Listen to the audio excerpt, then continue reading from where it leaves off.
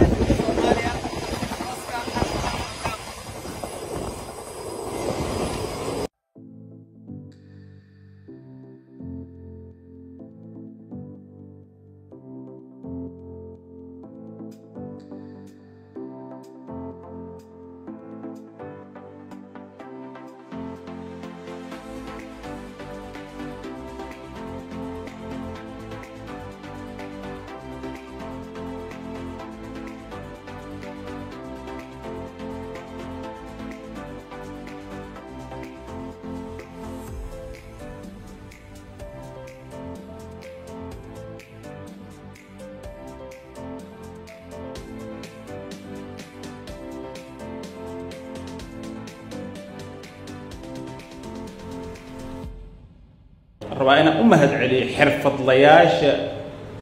xirfadooda ku jooga la'aantoodna aynan marnaba aynan suuragali lahayn dhalinyaro yaryar Soomaaliyeed aqoon leh innagana wixii training ah oo siin karna si levelkan aan u soo gaarna aan siinay Captain Burhan ayaa kamid ah oo halkan jooga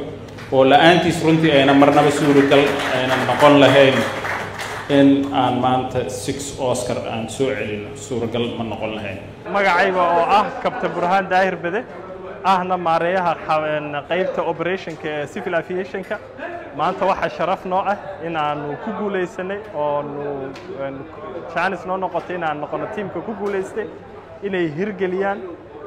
arinta taariikhda wadanka Soomaaliya waxa kale oo sharaf ii ah in aan noqdo hogaamiyaha arinta ka shaqeynayay iyadoo soo martay arin waqti dheer nagu soo qaadatay rafaad badan aan ka soo marnay processka aan u soo marnaa wuxuu ahaa oo ka soo bilaabmay in aan hawada Soomaaliya kala soo wareegno dalka Kenya aanu keensano wadankeena ka bacdeedna loo raadiyo dad Soomaali ah oo ka qabta shaqadaas kana macquulna ka dhiga inay hirgasho shaqada 6 Oscar waxa mahad iska leh Ilaahay iga suura gashay in aan noqdo teamkii oo hawsha galay processka waxa ku xigay markaan hay'adda kala soo wareegnay inaynu Kenya keenno waxa noogu xigay in aan shuruucdii dhisno anagoo la taakulaysanayna ajaanibka bacdeedna ay kala wareegtay team oo Soomaali ah oo iskugu jiraan kabtano operation iyo shaqaale oo xirfad iyo han leh inta ka soko waxa suuragal noo noqday maanta in aan keensano diyaarado ay Soomaaliya leedahay oo taariikhdooda ku buufsan yihiin 6 Oscar oo nagu qaadatay muddo bil ah inaan South Africa ka soo kaxaynteeda iyo iibkeegu ay noogu qaadatay insha Allah taala maantana waxaan ku guuleysanay xafladii furitaanka 6 Oscar waxaana mahad iska leh madaxweynaha qaranka Soomaaliya ka bacdeed waxa mahad iska leh wasiirka maareeyaha hay'adda iyo dhammaan shacabka Soomaaliya ka soo shaqeeya arinta billahi wadin Soomaaliya in la soo celiyo in civil aviation laba qaybood ayaa loo qaybiyaa oo qayb ah adeeg bixiyayaal iyo qayb ku kontroosha in adeega sidii saxda ah sharciga waafaqsaneed adduunku ku heshiiyay in lagu bixiyo marka qaybta kormeerka sameyn lahayd Soomaaliya markii burburtay waa laga tagay jimciyada qurumaha ka dhaxaysa waxay qaadatay qaybtii adeega bixinaysay oo kaliya qaybtaas oo ah qaybta lacagta soo saarta marka Soomaaliya waxay ku khasbanaatay in qaybtii shuruucda ay develop garayso oo hadda uu agaasimo ka yahay Maxamed Axmed Cabdulle oo aayadaha Quraanka noo akhrinayay qaybta air navigation oo adeega bixinaysana Cali Jaamac Cabdi oo xiriiriye noo ah ayaa ku agaasimo ka ah marka Soomaaliya waxay gaartay in ay shuruucdeedii dhameystirto ganacsatada Soomaaliyeedna ay ku dhiiradaan in ay diyaarado soo ay iibsadaan mahadeeda waxa iskale Allah ka soo waxa iskale madaxweynaha jamhuuriyadda mas'uuliyiintii ka qayb galay munaasabadda markii ugu horeysay inaan u hambaliyeeyo shirkadaheena Soomaaliyeed ee Hala iyo Freedom oo ku guuleystay inay markii ugu horeysay qaataan taargada diyaaradaha Soomaaliya ay ku duulaan marka alxamdulillah waxaan leeyahay hambaliyo ayaan leeyahay marka labaad waxaan rabaa inaan u mahad celiyo wasaaradda duulista hawada iyo qaybta aviationka oo ayaguna ku guuleystay inay bixiyaan maxaa taargada ugu horeysay ee dalkeena ay ku guuleystaan labadaas shirkadood in la siiyo 1 iyo 2 ayagana waxaan leeyahay waxa gaarteen guushii aad raadinayseen iyo meesha dadka laga rabay inuu soo noqdo magaca 6 Oscar oo Soomaaliya ay ku duuli jirtay in hawada laga maqlo oo magacaasi oo shaqeeyana annaga dhan waxay noo tahay qarnimadeena soo noqotay iyo sharafkeena magaceeni oo meel gaaray alxamdulillah aadan u mahadinaynaa wasiirka wasaaradda gaadiidka iyo duulista hawada ee xukuumadda Soomaaliya Maxamed Cabdullaahi Salaad Omar oo si rasmi ah xariga uga jaray diiwaangelinta diyaaradaha iyo rukhsadsiinta xirfadlayaasha ayaa ka sheekiyay marxaladii ay ku sugnayd wasaaradda markii ay xilka la wareegayeen iyo isbeddelka maanta muuqda ummadda cusub la soo dhisay waxaan runtii dhaxalnay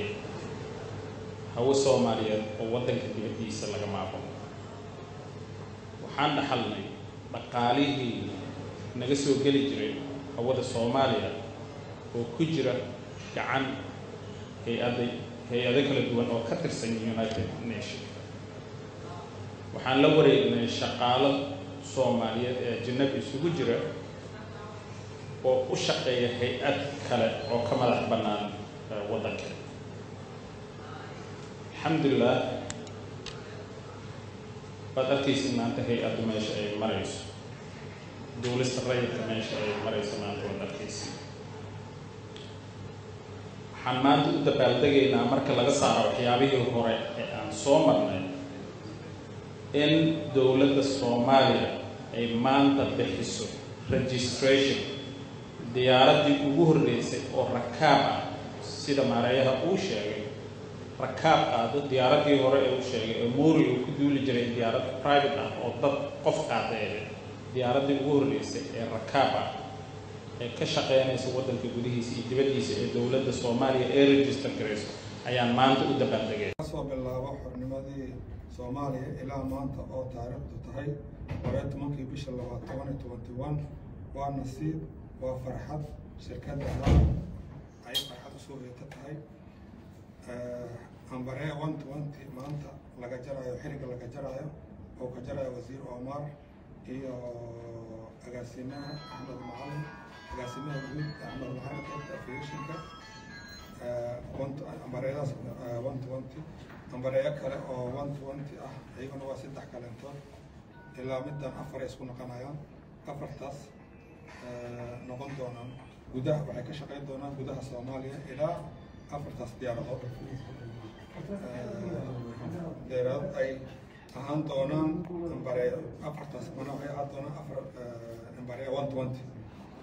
Boeing 737-200 waxay ka shaqeyn doontaa Soomaaliya ilaa Afrika waxaa kale oo qorshaha noogu jira oo soo socda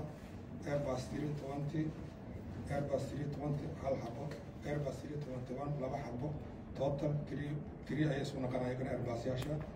waxay ka shaqayn doonaan Soomaaliya, Yurub, Afrika iyo Aasiya. Total diyaaradu waa 8 xabo. waa bishaaro aan ugu bishaaraynayno inta ku hadasha afka Soomaaliyeed in ay helaan diyaarado ay leeyihiin. waxaan u mahad celinayaa wasiir Omar iyo agaasime Axmed Macalin, agaasimaha guud Axmed Macalin iyo wasiir ku-xigeenka Omar, agaasimaha Cali Gacal, maareeyaha Cabdi Ashkir. intaas baa u mahad celinayaa insha Allah.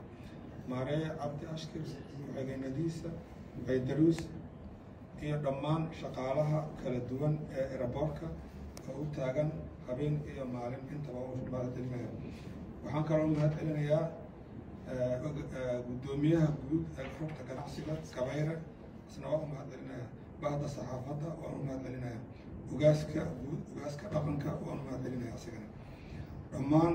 kasoo qaybgalayaasha mahadsanidin ayaan leeyahay. waxaan kaloo u mahad celinayaa shaqaalaha Hala Airline oo ayagana wax badan kasoo qayb qaatay dhisidda shirkadda. waxaa kaloo u mahad celinayaa maama Shariifa, maama laga agtida qaalibka oo iyada martaba gadaal kasoo qayb gashay, ayadana u mahad celinaa. wabillahi tawfiiq.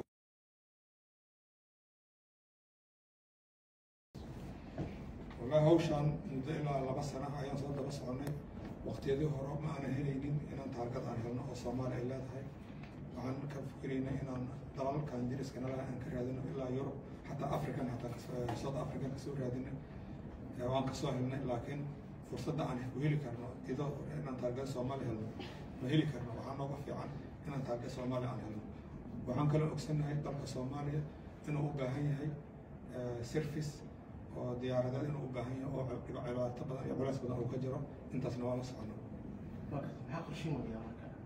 وشيء نحوي هاي إن أنا هاي هذا كفر جرينه وده ذلك يدي بديس أفريقيا آسيا يوروب يجوده أنت وإن أنا هاي هذا كفر جرينه إن شاء الله دول يرين. كم سرقان مسؤولين كلا بديسة حلوانا وكل بيها البصار إبي فمانتي والسلام عليكم ورحمة الله وبركاته.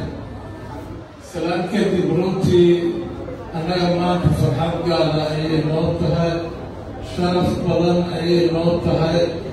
إن ما أنت ديانته الصومالية وصوت الكسبة سويش تمري إن أي ما أنت يلان registration أي كل من مقدام ديانته عالم ككشلة ونسيت ترك الصومالية ودولة الصومالية أسيسو aad bay sharaf noogu tahay. arrintaasina kuma imaan si sahlan, waxay ku timid waddo dheer oo loo maray in arrintaasi ay suuro gasho oo runtii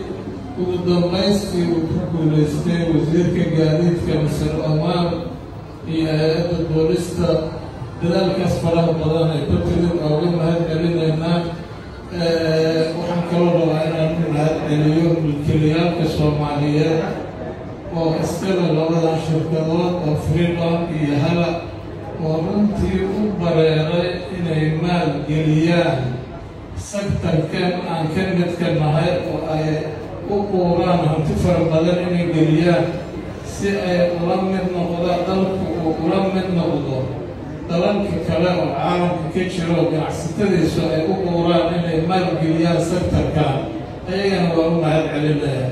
kama sheekeynayno airlinesku waxa ay yihiin horaa wax badan uga hadalnay, laakiin waxay u baahan yihiin weli in la sii garab taagnaado oo dowladdoodu ay sii garab taagnaato. safiiradana waa ayagana waan salaamaya oo u mahad celinayaa nagala soo qayb galay xafladdan. aad baa u mahadsantihiin. wasalaamu calaykum waraxmatullaahi wabarakaatu. أنا mahadsanyahay xasan xaashi oo matalaya xero breakfast-ka u dhammaadey oo si inta aanan ku xijin airline operator-ka kale breakfast-ka Airline Operators Association la yidhaahdo waxaan rabaa inaan laba daqiiqo siiyo asaasiyaashii airlineka localka dheerna kasoo shaqaynayay aviationkana qaybo dhexaada kasoo qaatay Mr. Xaaji Dawr.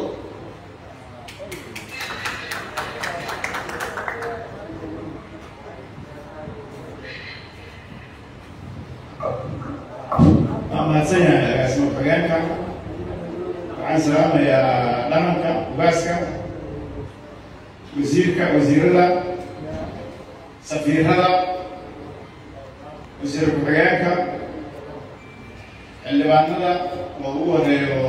Mr. Ibi oo nagala mid ah aviationka. assalaamu calaykum waraxmatullaahi wabarakaatu. salaanka bacdi waxaa ilaahay mahad leh oo maanta lagu kulmiyey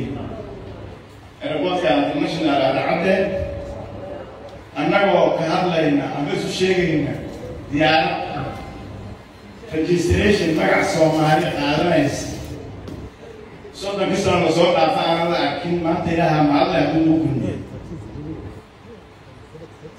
mahaddaas ka bacdi waxaa shaqeeyey ganacsato u horay naftooda iyo maalkooda in magacii Soomaali la soo celiyo oo diyaarad registration magac Soomaali ku duulaysa la keeno. waxaan ka mid ahay amba aan wakiil u ahay Hala Air. fikirkii lagu bilaabay xafiis laguma bilaabin, fikirkaas laguma bilaabin maqaayad la fadhiyo, gaari korkiisuu ka dhashay anagoo gaari saaran aniga Sheekh Ibraahim. maantana wuxuu marayaa inuu noqdo lambar 2. ilaaha mahad leh. waxa aan soo wadno oon hore u sheegay oo ka weyn maanta taad arkaysiina ilaahay hadduu na gaarsiiyo la arki doono oo diyaarad international flight oo adduunyada meel aan ka bilaabi doonto ilaahay hadduu na gaarsiiyo London to Muqdisho maadkaynoo ku jiraan. haddii nala arkay in Hala ay shaqaynayso waxaan aad ugu farxnay inaan hadda shirkado kaloo Soomaaliyeedna ay yimaadeen ay Soomaalida ay dhahday Halaba hadday bilowda anaguna aan bilowda waa farxad wax la isugu masayro fiican waaye. Soomaaliya meel gaarsiin doonta aviationka na waxaan u mahadcelinayaa khaasatan dadka ka shaqeeyey oo ka mid yihiin wasiirka maareeyaha Axmed Macalin oo nin garanaya nin Yurub soo joogay ah oo adduunka ninka dibad ka yimaado oo ka yimaado wuxuu arkayaa habka loo shaqeeyo. agaasimihina wax badan kusoo kordhiyey, maareeyo badan kusoo kordhiyey. agaasimo Cali Gacal iyo wasiirkiisa iyo tiimkiisa iyo agaasimo ku-xigeenka Cali iyo inta ku-xigeenka joogta aad iyo aad ay u mahadsan yihiin. annaga Hala Air haddaan nahay waxaan ka shaqaynaynaa inaan gaarsiino Soomaaliya intii la nool yahay inay noqoto diyaaradaha Hala Air magac kale registration waddankana ma soo qaadan doonto. waxay qaadan doontaa Somali registration number. cid kale inay soo qaadatay waa ma kasugaysiin. Hala Air haddii oo la support gareeyana ee dowladda Soomaaliya ka heshay support waxay noqon doontaa diyaaradda ilaahay ku yidhaahdo number 1 anaga qaadan doonta insha Allah.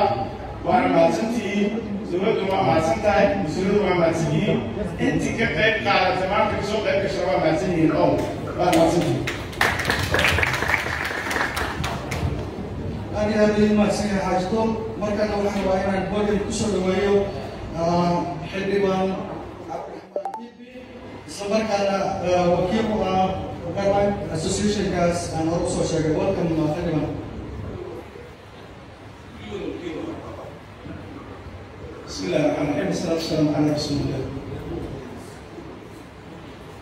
على الوزير وزارة الجديدة، على وزير الدولة وزارة الرشد الهداية الخمسة دنيا شان الحكومة السجن دنيا شان عدد الديارة دنيا ورد دارك رزقة واسير الصومالية محمود سفير كدولة المغارة معي سفير دولة قدم سفير دولة شاي جاوب لما أدخل الشرف ترى أنا اسمها وجود وزارة الجديدة كلها تعالوا مريها إسكاما iyo intii ku timid sharafta lagu casumay halkan maqaamkooda iyo sharaftooda iyo heybadooda lagu casumay saxaafadda iyo dhammaanba waa salaamay assalaamu calaykum waraxmatullah tacaala wabarakaatu runtii arrin kooban oo laakiin jumlada caqligooda ku fadhida ayaan sameeyo oo ay garan karaan keliya inta maandheerayaasha kelmada hore ku cusubtay soomaalida u marayna hore wuxuu dhihi jiray maxaa dhihi jiray gargarad iyo indhogarad laakiin waxaan kusoo karna annaga qolka beriyey maxamed seen wadaa laga keeno maandheerayaasha waxaa la dhahaa soomaalida garashada caqliga badan ay ku saaciday waxaan wasiirka waxaan aaminsanahay mashruucan inuu aada u soo socday in badanna laga shaqeeyey dowladda maxaa cabdillah farmaajo markaasuu ku guulaystay not inay cirka soo celiyaan keliya laakiin haddana wixii assistance la socdo o dhan in lasoo dhamaystiray ee ugu dambaysa maanta in soomaaliya ay ka mid noqoto adduunka inay yeelato registrationkeeda its own oo six oscar oo wax runtii lagu faani karo wasaaradda gaadiidka iyo civil aviation soomaaliya waxaan aad ugu ammaanayaa ka wakiil golaha shacabka soomaaliyeed in runtii ay qabteen oo ay kabaankii loo imaday inay sameeyaan inta ku taageeraysa waxaan rajeynayaa in gacan lagu siiyo qolka beri ee wasaara hor uu sameeyey waxaan moodaa in markaa shan ilaa boqol sano dhiganta waxaa ka mid a waxyaabaha abistaratiga majhuulka ee qarsoomaha ee inta badan aan aad loo sheegin laakiin ka qiimo badan wax walba oo soo qabtay ayay ka qiimo badan tahay in soomaaliya oo aad ogtihiin 1990 ugu dambeysay in magaceeda lagu duuro in maanta haddii ilaaha raxmatuhu subxaana watacaala lagu duuraayo 6 oscar oo anagu aanu leenahay ee laga shaqeeyeen ayaga marka waxqabadka waxay ka mid tahay dowladda soomaaliyeed oo dhisano ee runtii diiradooda ku samaysay oo la qabtay ayay ka mid tahay waa marka lagu faaha wax la qarin kara ma aha waxyaabaha runtii ee ummadda soomaaliyeed maanta ka baaqnaa bay ka mid tahay waxyaabaha runtii ilaa hadda kusida mudan way ku jirtaa ma garan kartaa dabiica badda meesha maanta barayso soomaaliya runtii inay la dabaysan marka hore laga dhigo in seabed la siiyo seabed waxaa lahaa ururka badaha adduunka oo united nation hoos yimaado sida cirka loogu daray badda loogu soo dhaqaataan laakiin waa laga soo bixiyey alxamdulilah alxamiin hadda waxaan rajeynayaa in shirkadaha diyaaradaha madaxda ururada diyaaradaha runtii madaxdooda halka joogta xaashi iyo ujeediyo waxaan qabaa in ay ku dadaalaan in aan wafiirinin waxyaabaha iyadoo la qaban karo laakiin wax badan oo qabasho u baahan in la sameeyo waxaan wasiirada shacbiga matalaayo waxaan aaminsanahay in halka culeyskiisu shacbiga fuulay waxaan codsananaa marka culeyska shacbiga saaran ee lacagaha macnaha laga qaadayo mataqaana shacabka ee haddana magaca dowladda lagu qaado dowladda ee xasandeeda ku dhexeeya waxaan aaminsanahay in aad wax qaban doontid oo dib loo soo celiyo maanta waxaan ka hadlahay milkiilayaasha shidaalka waan ku egeynay 35 santin noqoteen حاول نحن شخص منهم هو حساب الله أصل حساب الشعب لأن مع كلام ماجد شعبي المديرات شعبي المسوحي شعبي المجموعة وأنا مستني إلى رئيس الإعلام الكويت أظن عيني سو في صراحة كم وزارة أنا مستني إلى التأييد ما نقول إلى صوت الخميس أنا عيني طور لها لو قدر وشعبي وبلس بدأ يسعر لكن هذا كان فايدة من ما صار لكن اشتغل نيروبي إنسو تنشل أنا محمد سؤال لله كده هناك وقت إن اللي لا شخص كنوع يعني هذا اللي ما كان شلونه يجي الشيء وبرسي بدل وصار سو سعره يكون أيضا أو سعره عن وكيل اللي بعده هو يمكن تلقاه يشعر الصواريخ وسوق الدنيا على هذا السوق سوق البرنامج أنا جينا إنه دول شركة أكثر يعني أكثر كمان دي هذا الصواريخ هذا مثل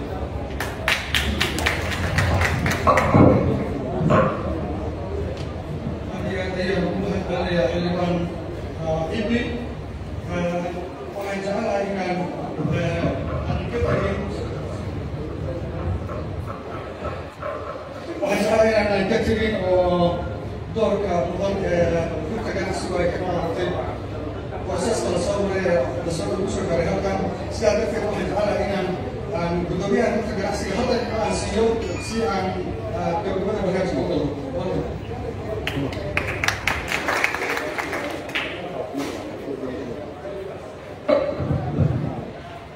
بسم الله الرحمن الرحيم الحمد لله نحمده ونستعينه ونستغفره ونتوب اليه صلى الله على سيدنا محمد وعلى اله وصحبه وسلم wasiirka wasaaradda gaadiidka cirka dhulka iyo wasiir ku-xigeenkiisa iyo agaasinkiisa maariyaha airportka xildhibaanada sharafta leh wasiir dowlaha wasaaradda waxbarashada musafiirada gaariga ah sharafta oo ugu horeeya uwaysada iyo ganacsada dhammaantiin waxaan leeyahay assalaamu calaykum waraxmatullahi wabarakaatu salaan ka bacdi waxaan rabaa marka u horeysa inaan u hambaliyeeyo shirkadaheena soomaaliyeed ee hala iyo freedom oo ku guulaystay inay marka u horeysay ay qaataan taargada diyaaradaha soomaaliya ay ku duraan markaa alxamdulilah waxaan leeyahay hambalyo dhamaanba marka labaad waxaan rabaa inaan u mahad celiyo wasaaradda guusta ee hawada iyo qaybta aviationka oo ayaguna ku guulaystay inay bixiyaan maanta taargad ku horeysay ee dalkeena ay ku guulaystaan labadaas shirkadood in la siiyo 1 iyo 2 ayaga waxaan leeyahay waxaa gaarteen guushii aad raadinayseen iyo meesha dalka ka rabay waxaa alxamdulilah inuu soo noqdo six Oscar oo Soomaaliya ku duri jirtay in hawada laga baro oo magacaasi uu shaqeeyana annaga waxay noo tahay qaranimada soo noqotay shirkadii magaceeni oo meel gaaray alxamdulilah aad u mahadinaynaa waxaan rabaa marka ugu dambeystii inaan idhaahdo ganacsatada Soomaaliyeed sektorka airlineska dadaalkiisa wuxuu gaaray in ay qaataan markii ugu horeysay inay qaataan maxaan ku rahdaa taargooyinkeena waxaan rajeynayaa in la soo celiyo diyaaradii magacii Soomaali Airlines inaan annagoo isla leh oo qaranka iyo ganacsatada iyo ummadda Soomaaliya ay isla leh magacaas inuu soo noqdana waa rajeynaa oo quruxda lagu arka airportkeena iyadana waa rajeynaa insha allah ugu dambeyntii waxaan rabaa inaan u mahad celiyo dadka iskaashaday ee airlineska ah ee wasiirada iyo aviationka iyo maareeyaha iyo booliiska iyo inta soo shaqeyso waxaan leeyahay meel fiican soo gaarsiisay intii dhimaan dhameystira aadan ugu mahad celinaa wassalaamu calaykum waraxmatullahi wabarakaatu thank you mudanaha guddada ee gudda ganacsiga waxaa soo gaaray gabagabadii barnaamijkeena waxaan rabaa inaan ku soo dhaweeyo halkan gudoomiyaha Board of Directors Somali Civil Aviation Authority, Mr. Saeed Borsel.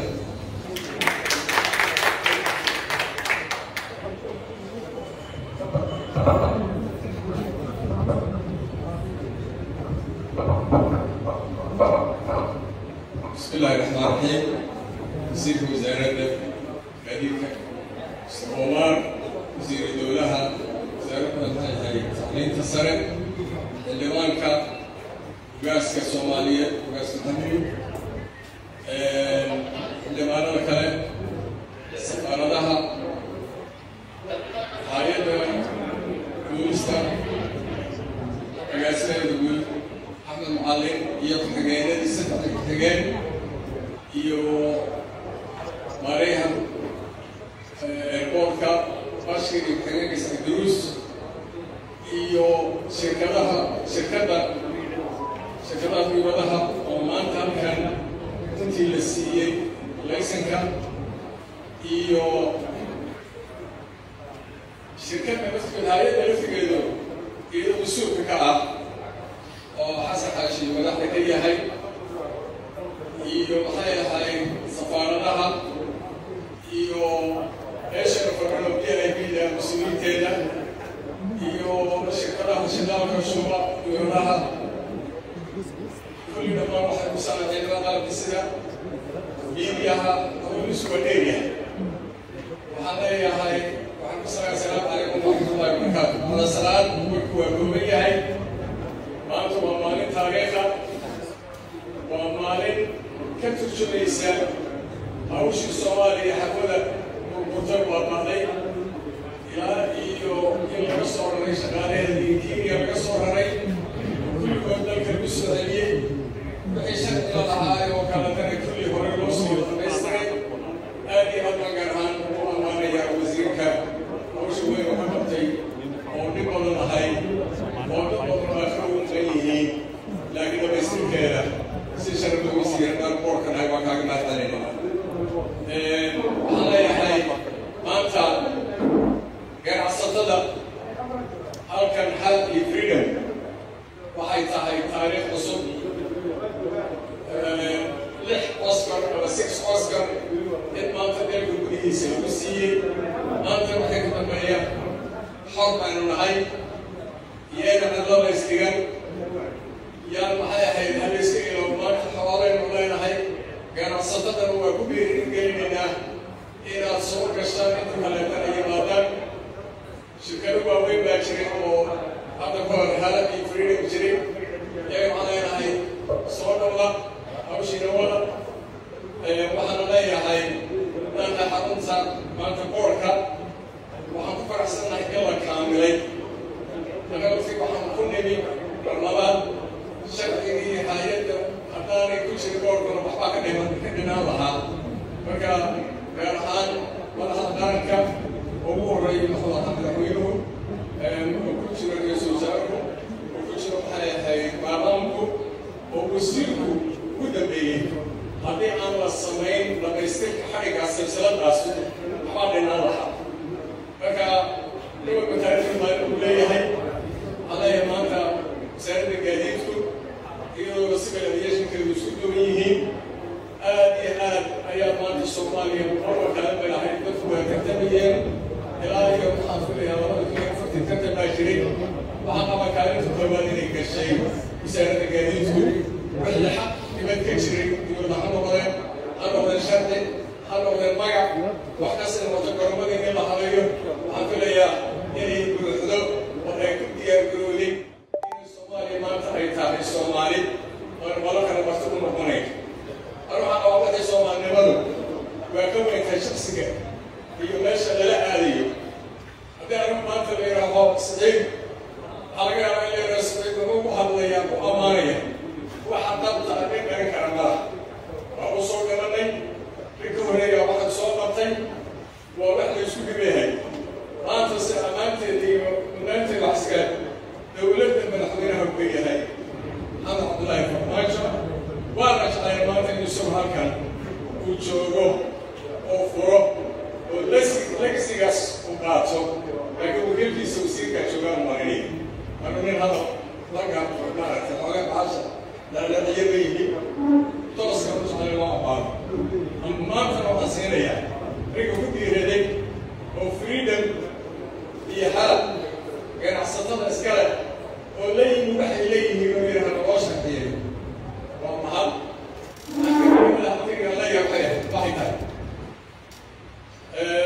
dowlada ajnabi ah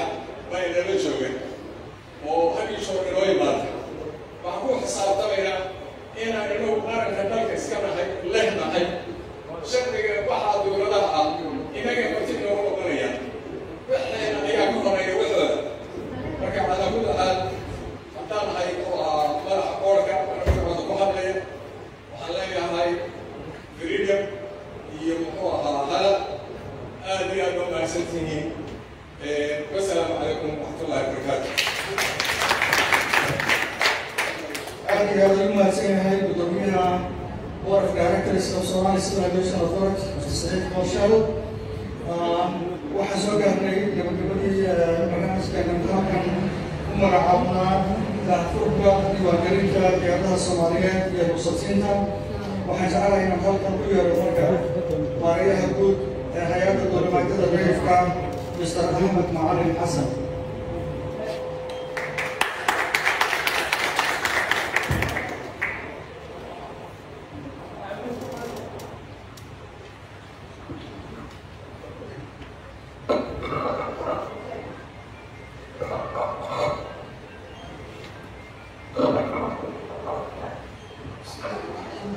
السلام عليكم ورحمة الله وبركاته. بعد السلام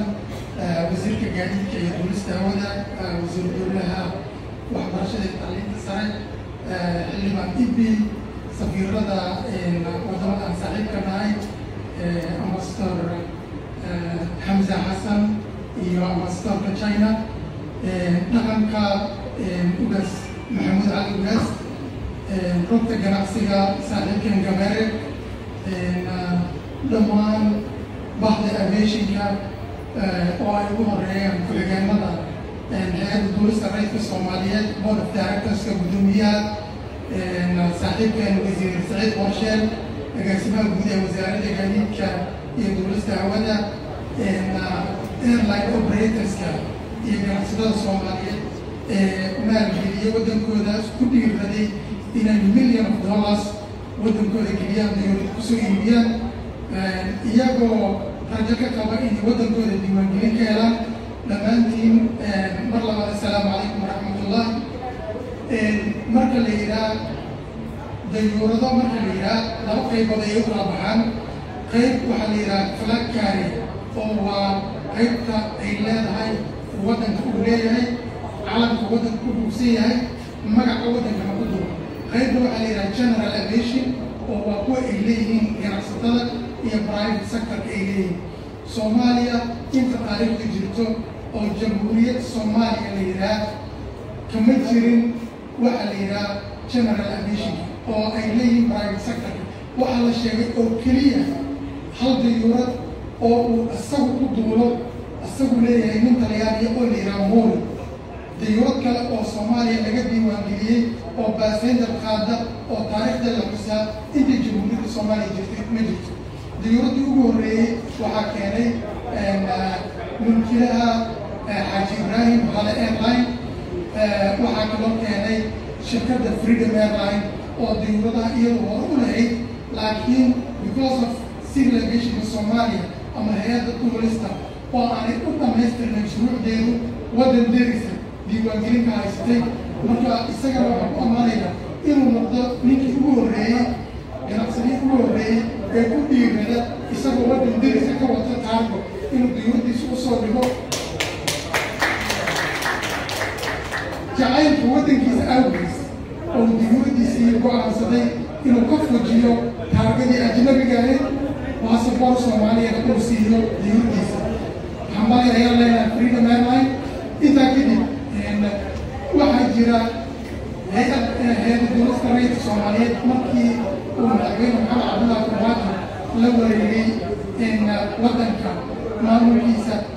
waxay maraysay marxalad in hawada Soomaaliya oo sidaa ogtihiin hawada Soomaaliya waxaa maamulayay Jamciyadda Quruumaha ka dhexaysa. waxay maraysay in Jamciyadda Quruumaha ka dhexaysa ay ku daashay project noocaana oo hawo wadan maamula adduunka kama jiro. wuxuu ahaa kii nuuciisa ah oo ugu horreeya. 4 jeer ayaa magaciisa la bedelay sababtoo ah shuruucdii iyo mandate UN ku siiyey iyo dherka inta waqti uu qaatay ay isla jaanqaadi waayeen. taasna waxay keentay in mar walba magaca laga bedelo. markii ugu dambeysay 19 January 2017 20 maalmood ka hor intaan madaxweynaha dooran ayaa shir wuxuu ka dhacay waddanka Hindiya. macruuf ayuu ahaa dad dhan oo Soomaaliyeed way ka warayaan. shirka waxaa Asia Pacific xafiisyada ay ka leedahay ayaa kasoo qayb galay. waxaa lagu go'aaminayay wixii laga yeeli lahaa hawada Soomaaliya. 2 option ama 2 ayaa miiska la soo saaray. mid uu yahay in hawada dhan la xiro, wadooyinka laga dhigo one-way system oo hal direction si aanay diyuurad u kulmin, iyo in loo qaybiyo wadamo deris ah. halkaas markuu marayay madaxweynaha jamhuuriyadda ayaa la doortay, wasiirka ayaa la magacaabay, wasiirkii ayaa u sheegnay, madaxweynaha jamhuuriyadda u geeyey. halkaas ayaa waxaa ka dhashay go-aanka aan maanta meesha u fadhino oo aan u dhibaaldegayno oo ah hawadii Soomaaliya in la soo celiyo. in civil aviation laba qaybood ayaa loo qaybiyaa oo qayb ah adeeg bixiyayaal iyo qayb ku kontroolsha in adeega sidii saxda ahayd sharciga waafaqsaneyd adduunka ku heshiiyey in lagu bixiyo. marka qaybka kormeerka samayn lahayd Soomaaliya markii burburtay waa laga tegey. Jamciyadda Quruumaha ka dhexaysa waxay qaadatay qaybtii adeega bixinaysay oo keliya, qaybtaas oo ah qaybta lacagta soo saarta. marka Soomaaliya waxay ku khasbanaatay inay qaybtii shuruucda ay dibwadgarayso oo hadda uu agaasimo ka yahay Maxamed Axmed Cabdulle oo aayadaha qur-aanka loo akrinayay. qaybta air navigation oo adeega bixinaysana cali jaamac cabdi oo xiriiriya loo ah ayaa wuxuu agaasimo ka ah. marka Soomaaliya waxay gaartay in ay shuruucdeedii dhammaystirto. ganacsatada Soomaaliyeedna ay ku dhiiradaan in ay diyuurad ay iibsadaan. mahaddeeda waxaa iskale allah kasoko waxaa iskale madaxweynaha jamhuuriyadda iyo wasiirkeeda gaadiidka iyo duulista hawada. hadalkeeda ku dheerayn maayo. maanta waxay noo tahay maalin weyn. Somali Airlines maanta inaan bilowna 1 second nagama xigto. sida hal airline ay 1.2 milyan euro uga soo bixisay ayay Soomaaliya usoo gadan kartaa. looga talaadkaa ku bilaabi karnaa. adduunka ayna aaminaya kadibna waxaan bilaabi karnaa dawladda internationalka. marka 1 minute nooma jirto. shuruucdeena waa loo dhammaystiran yihiin. nin kasta oo Soomaaliya oo ciil qabay waddan oo Soomaaliya oo lacag haystay oo islaam wadan darisana u raadsataa taargo maanta ciidanku waa ka baxday maanta nin kasta oo Soomaaliya gacmihiisa katiiradii waa laga furay madaxweyne maxamed cabdullaahi farmaajo ka furay wasiirkeena gaadiidka ka furay maanta ka gaarto bahda hay'adda dowladda waxaan leeyahay hambali eernaamista Soomaaliya jacabsida Soomaaliyeed waxaan leeyahay waxaan rabaa inaan u mahadceliyo doorka ama roolka ay ku lahayd hawada in la soo celiyo dad badan ayaa rool ku ah waxaa ka mid ah wasaaradda arrimaha dibadda agaasimo xabeeb oo VIB-da agaasimo airport ka ah waxaan leeyahay agaasimo aad baa u mahadsan tahay roolkaadii iyo kaalintaadii waxaan kaloo rabaa inaan u mahadceliyo maareeyaha hay-adda isgaarsiinta qaranka Soomaaliyeed oo markii aan diyuuradaha register garaynayn diyuuraddu waxay u baahan tahay in la yidhaah in la siiyo waxa loo yaqaan radio license marka radio license oo frequency-ga ay diyuuraddu ku hadli lahayd aviation frequency ayaa hay-adda loo reserve gareeyey laakiin hay-addu ma bixin karin license-ka frequency-gaas lagu isticmaalay agaasimaha ayaa loo fududeeyey 2 saacadood ka yar ayuu markuu maqlay Soomaaliya ayaa diyuuradda ugu horreysay diiwaan gelinaysa 2 saacadood ka yar ayuu kusoo bixiyey marka isagana waxaan leeyahay mahad ballan ka gaarto dhammaantiin Soomaaliya waa cusub ayaa u bariyay maanta waxaan la tartami karnaa civil aviation caalamka kuwa Yurub insha Allah taala xaflada kale ayaa isugu imaan doona wax badan ayaa balan noogu jira waxaan rabaa inaan kusoo dhaweeyo hadalka wasiirkeena gaadiidka iyo dowladda hawada wasiir maxamed cabdullaahi salaam Omar waxaan loo dhigi doonaa insha Allah taala waxaan loo dhigi doonaa baylotyo Soomaaliyeed oo diyuuradaha duuli doona oo isugu jira rag iyo dumar ayaa laysiinadoodii maanta bixin doona wasiirka ayaa guddoonsiin doona marka wasiirka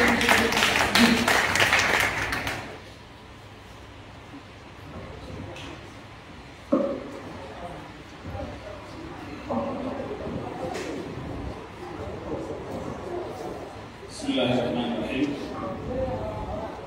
سير الدولة وزارة البشرة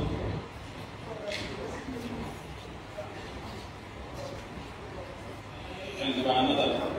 على شعب مجلجو مسؤولية سفينة لابد الدولة سفينة نظر شاينا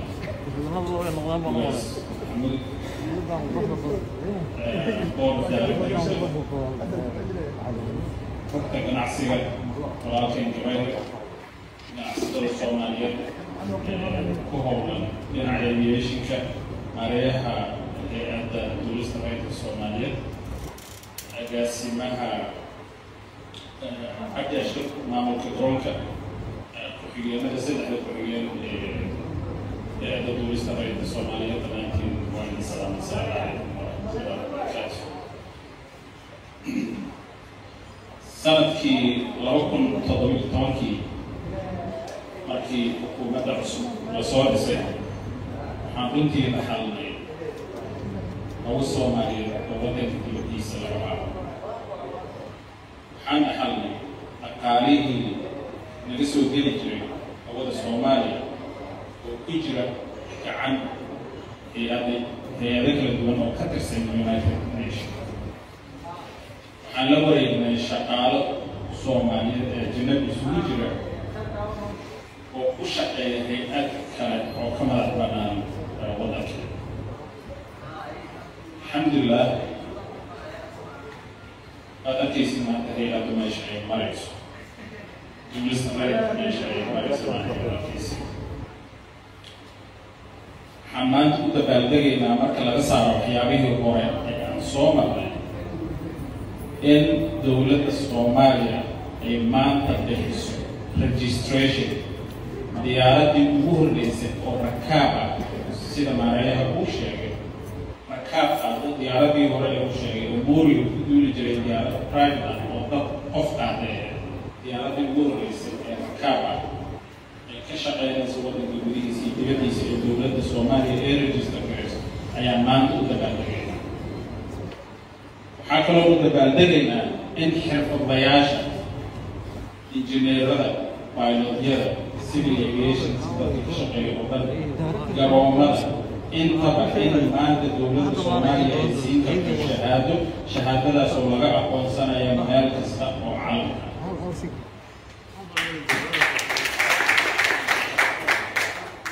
bishii June 18 waxaan xirnay sanadkii laga maamulay hawada Soomaaliya ee Nairobi maanta waxay la mid tahay maalintaas oo kale 12 bisha 2021 waxay la mid tahay maalintaas oo kale waxaan soo gaarnay ganacsatada Soomaaliyeed oo rabo wadankooda inay diyaarado keensadaan oo ku mashquulsan sidii ay u heli lahaayeen meel laga register gareeyo oo ku wareegaya wadamada dariska oo ay kala yihiin registration qofku sameeya maanta ganacsatada Soomaaliyeed diyaaradaha soo iibsadaan soo kiraysta wadankoodii oo iyaga oo jooga ay registrationkoodii ka helayaan pilotyada Soomaaliyeed ee laysanada meelaha kale ka haysta soo buuxiya shuruudaha looga baahan yahay dowladda Soomaaliya u baahantahay ku dejisay waxay helayaan laysan ay ku duulaan adduunka oo dhan laga aqoonsan yahay oo pilot oo wadan kasta oo adduunka ka mid ah laga aqbalayo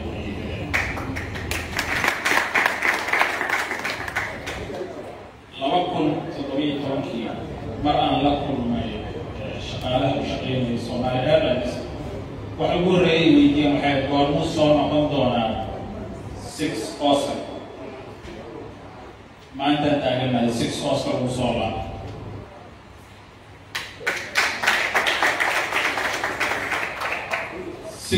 Oscar kii ugu horeeyay waxaan u reserve gareynay wadanka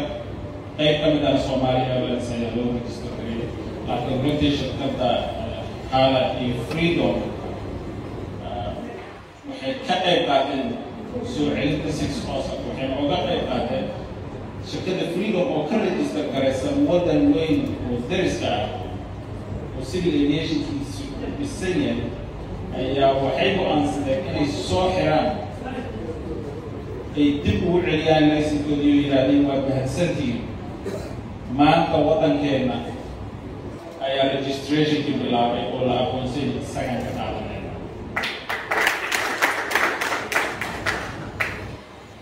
shirkadda Hala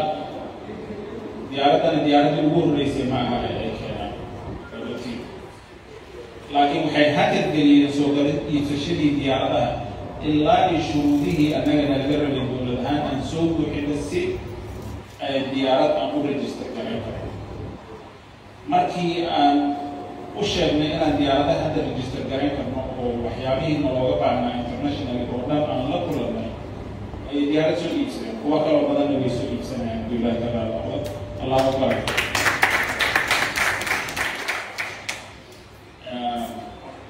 waxaan rabaa inaan halka ka qiro roolka ay runtii ka geysteen xasan xaaji iyo tiimkiisa AOC-ga oo la yidhaahdo usuka ganacsatada diyaaradaha iyo professor Ibi iyo tiimkiisa oo isu shaqo qabtay laakiin runtii mar kasta u taagan sidii loo horumarin lahaa duulimaadka cirka iyo waxyaabaha la xiriira dhammaantood runtii aad iyo aad waxaan runtii halkan rabaa inaan aad uga mahadceliyo madaxweynaha jamhuuriyadda federaalka Soomaaliya Maxamed Cabdullaahi Maxamed Farmaajo oo na siiyey runtii gacan qabasho aad u weyn gacantaas oo sida aniga aan ugu mashquulsanahay wasaaradda iyo hay'adda duulista rayidka iyo isagana ugu mashquulsan yahay juhdi badan ayuu geliyey inaan hawada soo celiyo wuxuu la socday step by step meesha aan marayn wuxuu ka shaqaynayay intaasi inay noo soo laabataan wada markay soo laabateen sidii aan regulations u dhisnay waxaa la sheegay ganacsatada inay lacag badan gelisay in ay diyaarado soo iibsadaan dowladda Soomaaliya inaan meeshan soo gaarsiiyo regulationska qaybta shuruucda inaan soo dhisno lacag aad u tiro badan ayuu ku bixiyay diyaaradda Soomaaliya Airlines hadda la sheegay inaan ku bilaabi karnay lacagtaas laakiin waxaan door bidnay horta inaan dhisno aasaaskeena oo aan dhisno hay'adda duulista rayidka Soomaaliya runtii waan nooga mahadcelinayaa arrintaasna madaxweynaha mar kastaba taagnaa ra-iisul wasaare roble markii uu yimid isagana wuxuuna tusay in uu la socday markii hore uu hore ula socday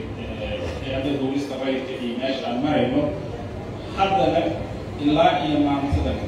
aan ka wada hadlaynay sidii hore loogu sii wadi lahaa oo runtii isagana wax alla waxaan ooga baahannahay kaalmaa iyo wixii isaga uu gartaba nala garab taagno haddana juhdi badan ku badxinaya sidii eerboorada dib loogu dhisi lahaa eerboorada waddanka waxaan rabaa agaasimayaasha hay-adda duulista rayidka soomaaliya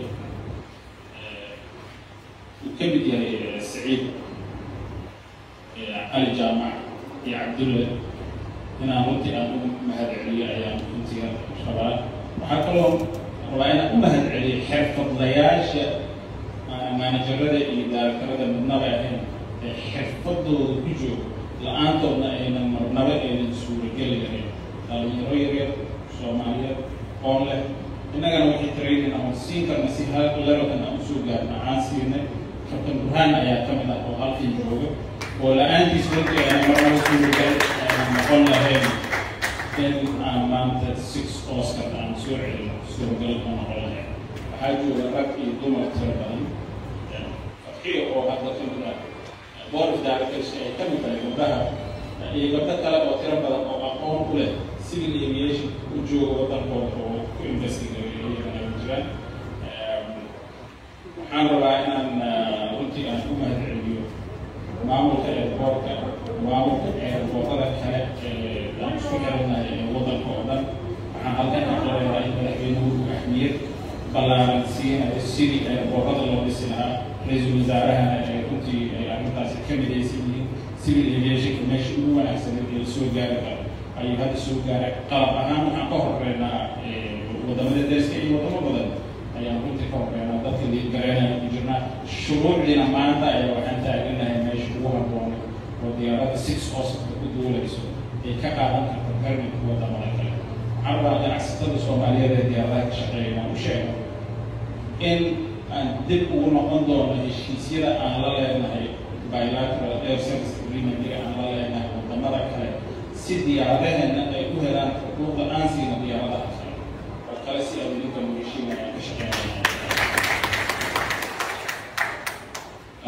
waxaan rabaa dhammaan inta soo qaban qaadisay meeshan inaan runtii aan u mahad celiyo tiimka halkan jooga VIP-da xabeebka ugu weyn yahay cabdullaahi iyo gabdhaheena dhammaan immigrationka inta nala shaqeysa wasaaradda caafimaadka sidoo kale iyagana inaan halkan uga mahad celiyo haddana waxaan gelaynaa qaybtii noogu dambeysay oo ah inaan shahaadooyin siino maanta waxaa taagantiin xilli ay taariikh aan sameynayno xilli aan soo celinay 6 Oscar aan soo celinay registrationka diyaaradaha sidaad arkaysiina waxaan bixin doonaa laysimadii oo ah markii ugu horreysay hadda sidii civil work intaan galnay la bixiyo shahaadooyinkan oo kale waxaan ku xijin doonaa hadduu ilaahay ka raallado mustaqbalka dhow inaan airportada ka mid yahay airportkan aadan cabdulle inaan siino isagana certifications xirfadayaasha ayaan hadda soo dhaweynayna halkan noo soo istaagan hadduu ilaahay ka raallado asalaamu calaykum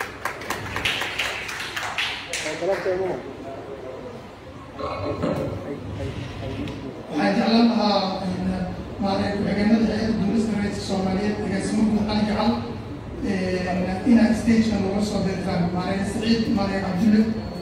iyo cali jacal wala joogaa inaad stageka nooga soo dirtaan kabtanada especially captain Firdawsi Daawud Siraad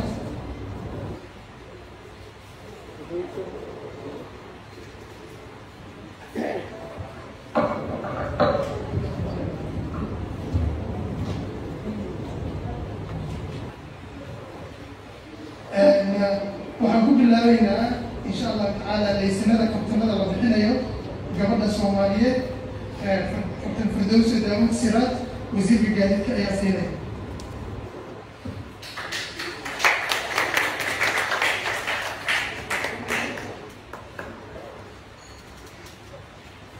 كابتن مصطفى علي عبد القادر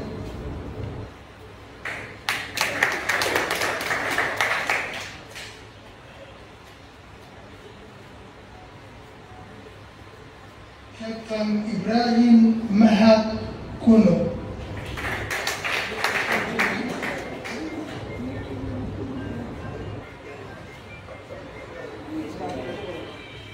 inka kale ee kabtanada iyo injineerada ah maadaama waqtigu gaaban yahay Friday ay tahay waqtigu aad u yar yahay waxaan sameynaynaa si balki ah ayaan waxaan ugu dhiibaynaa Mukhtaar Xamid inaa u rasiib karayso kabtanada kale iyo injineerada kale.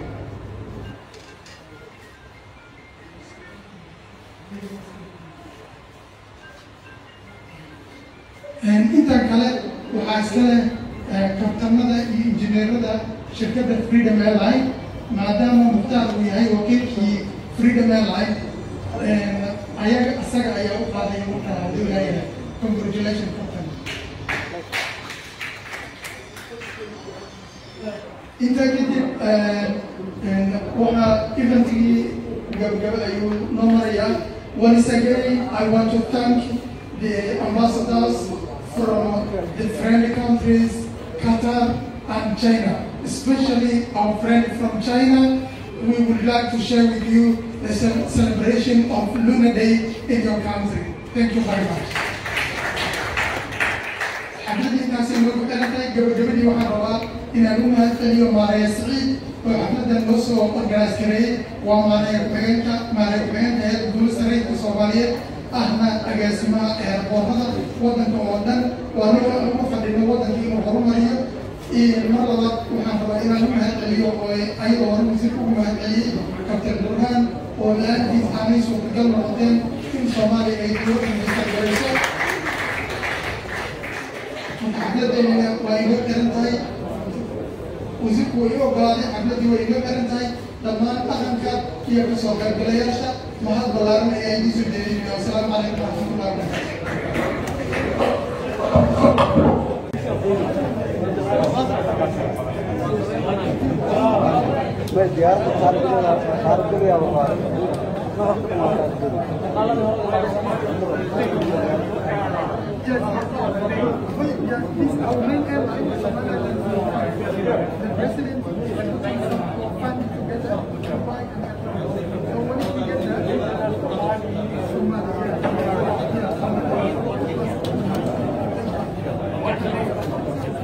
Hello.